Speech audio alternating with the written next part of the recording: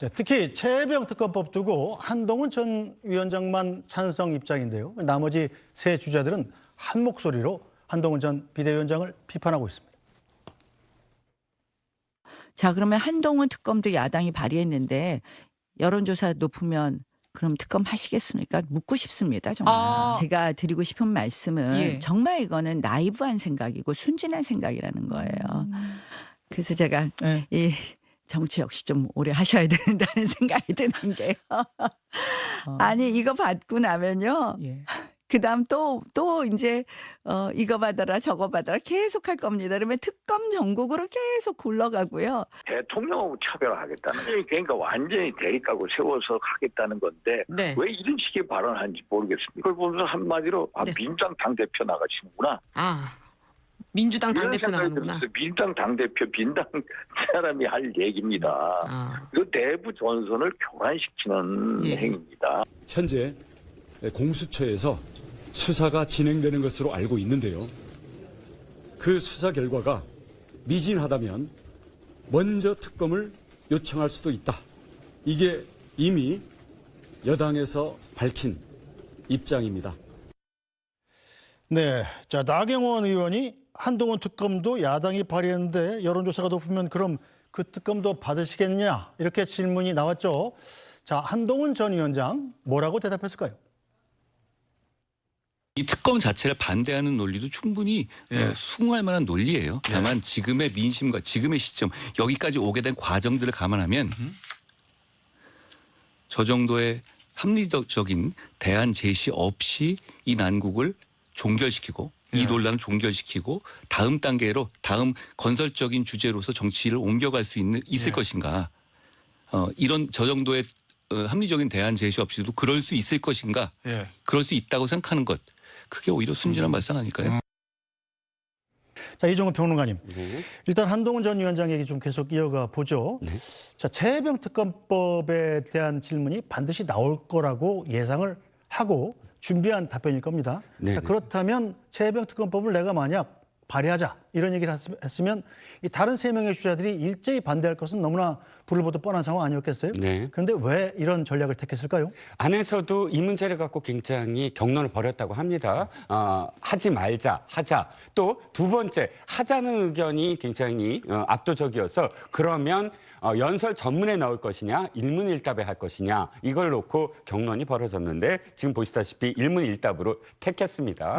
저는 아까 양만희 논설위원 말씀에 동의를 하는 게 이것이 옳다 그르다의 문제가 아니라 전선을 형성하는 것, 즉 내가 만든 전쟁터로 모두 다 들어오게 하는 것, 이것이 사실 굉장히 중요한 선거 전략이거든요. 왜냐하면 지금 이 이슈 자체는 사실상 한동훈 대 나머지 세 명의 후보 간의 공방전으로 계속 벌어질 수밖에 없죠. 한 달 내내 이 공방전은 계속 벌어집니다. 그런데 지금 그 이야기 되듯이 한동훈 위원장은 찬성을 하는 것이 아니라 새롭게 제안한 겁니다. 우리가 발의를 하자라는 것. 상대방의 제안에 그러니까 예를 들어서 민주당이 낸 특검법을 찬성한다 이런 뜻이 아니고 새롭게 내겠다 공정한 그런 이 특검 추천을 만들어서 내겠다라는 것이고 다른 세 후보는 그게 나이브하다 순진하다 야당 의견이다라고는 하지만 그러나 이 정국을 어떻게 타개할 것인가라는 대안을 내놓지는 않은 상황이거든요. 그렇기 때문에 이 전쟁에서 어쨌든 이 전쟁터에서 싸우는 것은 상당히 한 달 동안 주도하는 이 이슈를 주도하는 입장이 되어서 아마 이런 어떤 선택이 한동훈 전 위원장이 의도하는 바 그러니까 내가 이슈를 끌어간다라고 의도하는 거고 확실하게 차별점을 던져주면서 설득할 여지 그러니까 이것이 도리어 대통령을 안정적으로 보호하고 또 그러니까 그 국정 운영을 3년 동안 계속 지속할 수 있는 방법이다라는 패턴으로 아마 계속 방어를 할 것으로 보입니다. 네, 양만희 논설위원, 일단 한동훈 전 비대위원장이 내놓은 특검법 발의가 민주당의 특검법을 받자는 내용은 아니잖아요, 그죠? 그렇죠. 그러니까 민주당이 내달 초에 국회 본회의에서 지금 발의한 특검법안이 통과를 시키면 그건 대통령이 거부하는 게 맞겠다. 그리고 나서 본인이 당대표가 되면 8월에 8월이 되겠죠.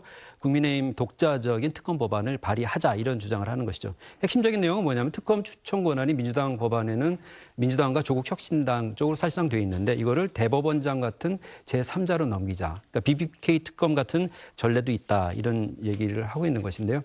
그러니까 나머지 3명의 후보와 대통령실 입장은 공수처 수사 결과를 보고 미진하면 특검을 얘기하자라는 것인데 한 전 위원장 얘기는 공수처 결과, 수사 결과와 연동하지 말자. 네. 바로 우리가 특검을 얘기하자. 그러니까 공수처 수사 결과를 두고 국민들의 의구심이 완전히 해소되지 않을 가능성이 더 크다 이렇게 판단하는 것 같고요.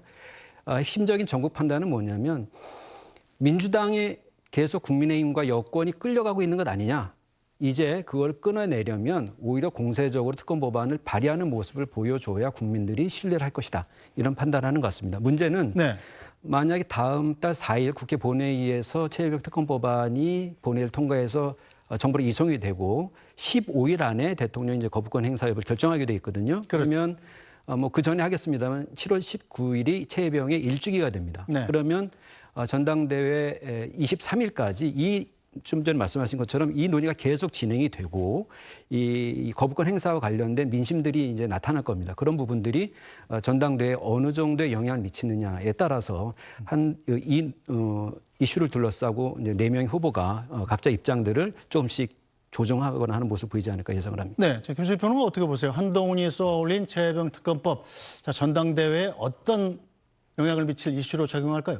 일단 전당대회는 80%의 표심이 당원 투표로 결정이 되기 때문에 이게 당원들한테 어떻게 받아들여질지가 관건이 될 것 같고 당장에 뭐 어제부터 오늘까지 뉴스에만 해도 상당히 많이 나왔기 때문에 당원들도 여기에 대한 얘기에 들어가지 않았을까 싶습니다. 그리고 당원들이 특히 많이 결집해 있는 뭐 서울 강남이라든지 또 영남 지역 이런 데 전통적 당원들 사이에서도 얘기가 오고 갈 것으로 보이는데 사실 이제 당원들도 국민의힘 당원들도 일종의 결단의 시점이 좀 도래했다고 봐요. 네. 그러니까 윤석열 대통령을 어떻게 할 것이냐 이 문제에 대해서 그래도 실으나 고우나 우리 편이기 때문에 좀 임기 중반까지는 그래도 든든하게 데려가야 되지 않겠느냐 이렇게 나갈지 아니면 좀 더 늦기 전에 정리를 좀 어느 정도 해야 되겠다. 그리고 차기 권력의 향배를 먼저 결정을 해둬야겠다. 이렇게 생각을 할지 여기에 이제 기로에 서 있는 것이고 예를 들면 조중동 같은 경우 최근 논조들이 상당히 윤석열 정부, 윤석열 대통령한테 굉장히 비판적인 측면이 있거든요. 이런 부분들이 전통 지지층의 정서 이런 것들을 또 대변하고 있다고 보여져요. 그래서 지금